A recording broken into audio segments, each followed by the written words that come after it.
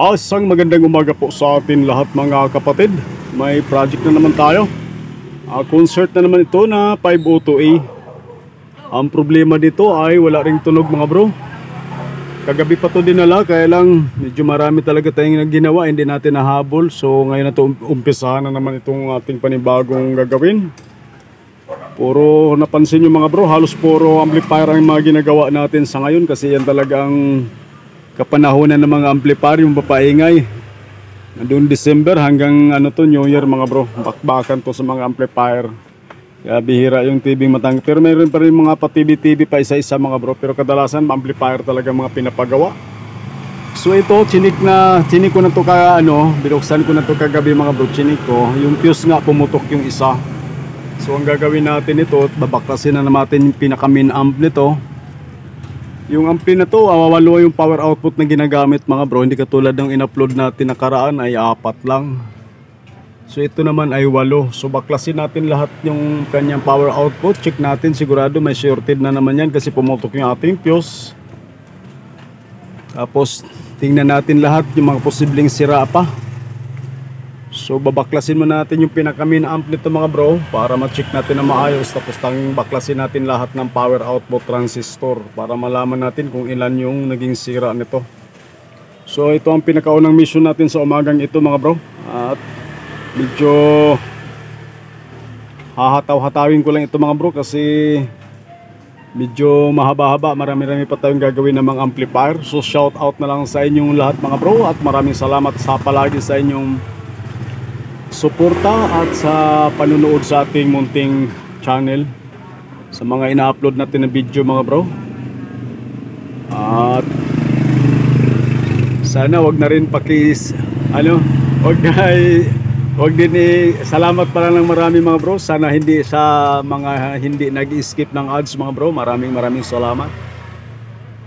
At ito, babaklasin muna natin tong ating pinaka-main amp para malaman natin kung ilan ang naging sira nitong amplifier na gagawin natin na Concert EB-502A.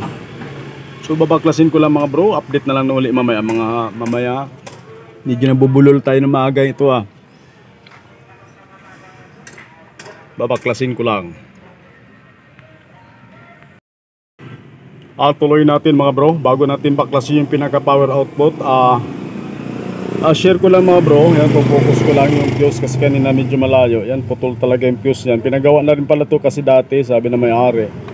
Kaya yung fuse nito, ginamp na lang mga bro. Pero dito sa mga parts niya sa labas, wala naman tayo nakikitang sunog. Hindi lang natin alam sa ilalim kasi malalaman lang yung pag binaklas natin. May marami nakatago pa yan sa ilalim mga bro ng heatsink. Sa kabila, wala rin naman tayo nakitang sunog at wala rin tayo nakita mga kinalawang na mga parts. So malalaman na lang natin pag binaklas natin to kung ilan ang shorted. Mas maganda kasi talaga pag nagtesta na yung power output transistor, mas maganda nakabaklas talaga para pwede nating high range para ma-detect natin kung ilan yung shortage, ilan yung leak, para malaman natin kung ilan lahat ang sira. So babaklasin natin ng tuluyan. Mahalaga, wala naman tayo nakikitang sunog at mga kinalawan ng mga parts. Katulad ng mga ginawa natin nakaraan, talagang tostado mga bro. Kaya sige, baklasin na lang natin. Yan, may napalatandaan na may gumawa na nga, nakasulat pa dyan mga bro, para hindi siya malito. Siguro yung nagkabit niya, nagkalagay niya yung dating gumawa mga bro. So baklasin lang natin para malaman natin. So tuloy natin mga bro, na-check na natin yung 8 na power output transistor. May nakita tayong dalawang shorted mga bro, yung dito na side na channel. So focus tayo mag troubleshoot sa may shorted na portion na transistor. Baka may mga damay na mga drive. Isa-isahin din natin yung mga drive nya, mga transistor na posibleng sira, para bago natin kabitan ng power output transistor, kailangan tama yung bias. Kasi pag mali yung bias voltage na lalabas dyan at kinabitan mo kaagad na power output transistor, sigurado sibak na naman yung power output transistor mo. Kaya kailangan suyurin muna natin lahat yung posibleng sira niya bago ka magkabit ng panibagong power output transistor, para hindi ka makarami ng kasi pag hindi normal yung voltage bias voltage yan, sigurado maninipak ulit ng power output transistor. So isa-isahin lang natin mga bro doon sa may portion na ano, may portion na shorted, para malaman natin kung may mga drive ang damay.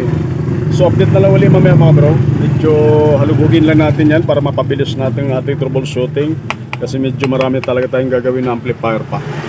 So update na lang ulit mamaya mga bro. So tuloy natin itong ating ginagawa na concert na EB502A mga bro. So chinik ko na lahat yung mga drive niya mga bro. Wala naman tayo na ibang nakita mga shorted, bukod sa dalawang power output transistor na isang ano, yung A1941 tsaka si 5198 mga bro, yung tag-iisa, yun lang nakitang shorted. Yung mga drive niya buhay naman. So kakabit na natin sa transformer niya, alamin natin kung normal na ba yung ano niya, normal na ba yung pitik niya, ating relay. So try natin power on mga bro. Yan, power on na siya. Yun, may narinig na tayong pumitik mga bro. Patayin ko ulit. Ayan o, narinig yung pumitik na yan mga bro. Ayan, normal na yung pitik. Hindi lang natin makikita yung relay niyan sa yung switching ng relay niyan mga bro, dahil yan yung ibang klase yung relay niya, yung kulay itim na to. Hindi katulad nung iba na 502, transparent yung relay, kaya makikita natin yung pag-switch ng kanyang pinaka-relay, yung switching niya. Diyan hindi natin makikita kasi itim yung cover niyan. So try natin ikabit yung ating power output transistor mga bro. Titingnan natin kung maganda na yung tunog nito. So kakabit lang natin yung power output na ano mga bro, para malaman natin kung maganda na siya.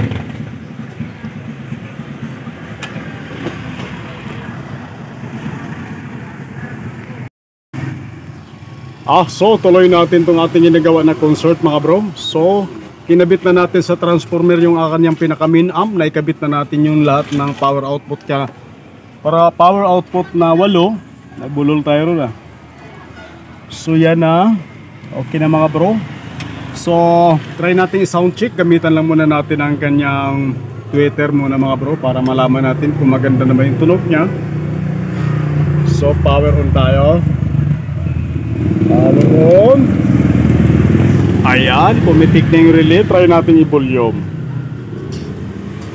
Lipat pala natin yung tugtog. Bakit mapasok tayo dyan ah? Dito tayo sa walang katapusang ano natin,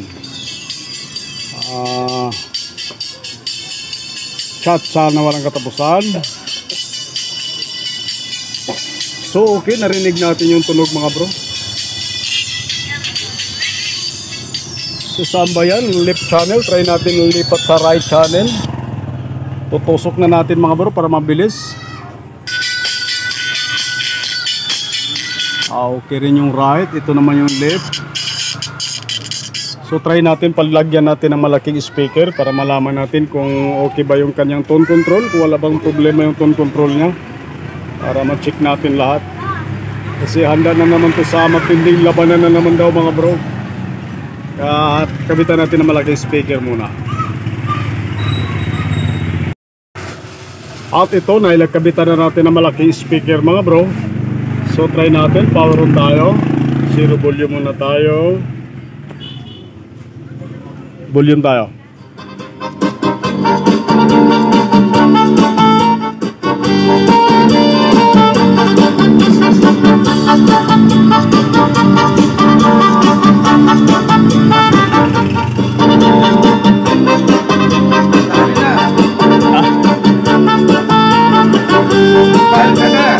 Ayos lang.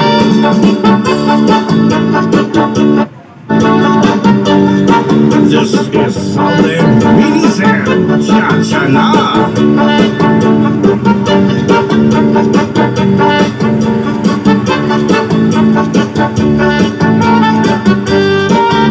Okay naman yung kanyang bass treble mga bro. Maganda naman yung tone control niya. Nako-control naman. So babad lang natin na ma-husto para sigurado lang.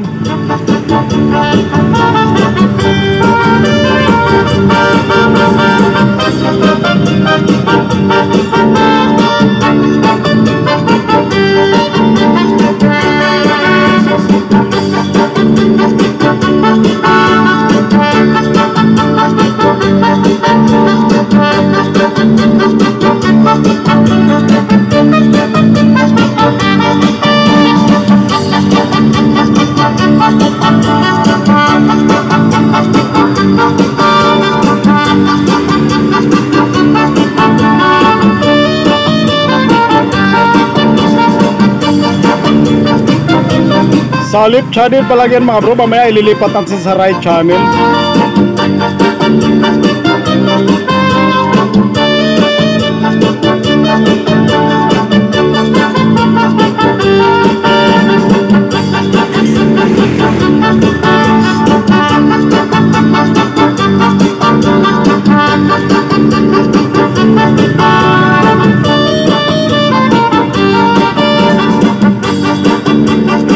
So ilipat mo natin sa right channel, sa left channel yan mga bro.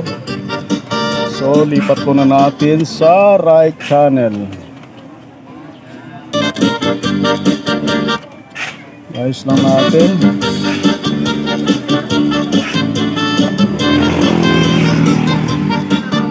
So volume tayo. So malinis din yung tunog ng ating right channel.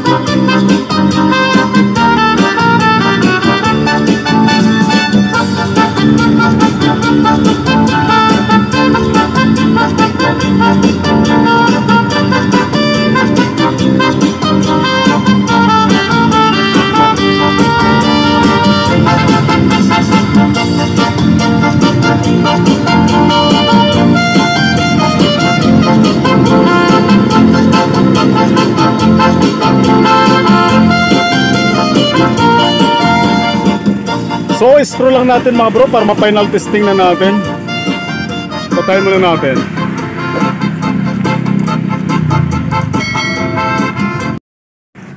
Okay mga bro, na-fix na natin. So final testing na natin to mga bro at may gagawin pa tayong iba. So power on tayo.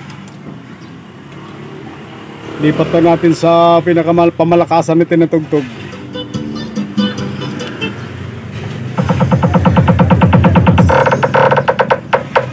Battle mode activated. DJ Jomar style.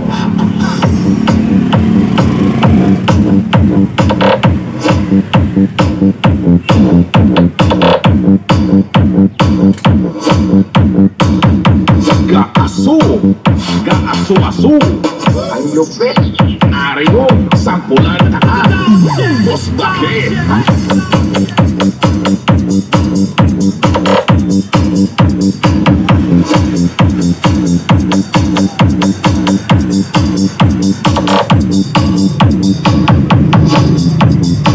Sakala. Gawas-was. Boss bakit? Abaw. Pupuparte.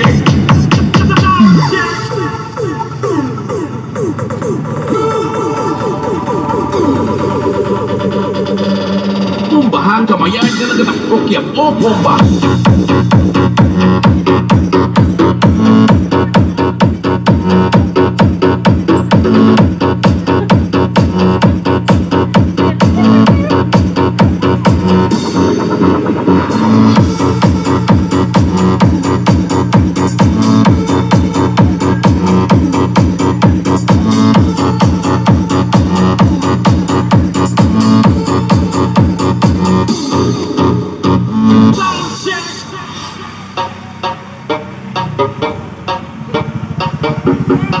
Sa kantidad ng 2,000 pesos.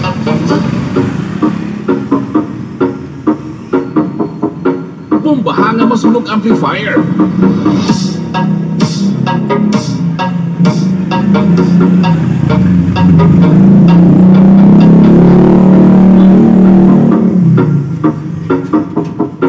Pumbahan kamayan nga nagtatakok-yapok.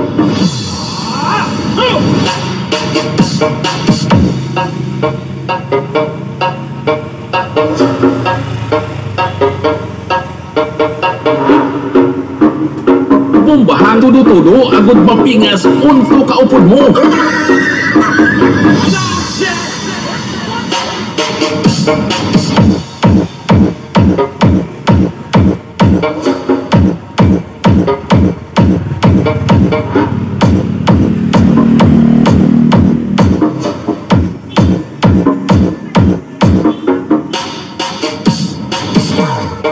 Bomba.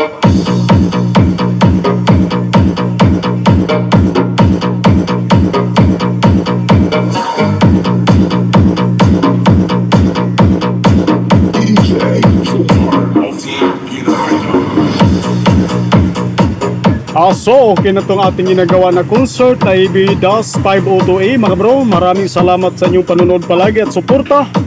At magandang tanghali po sa ating lahat.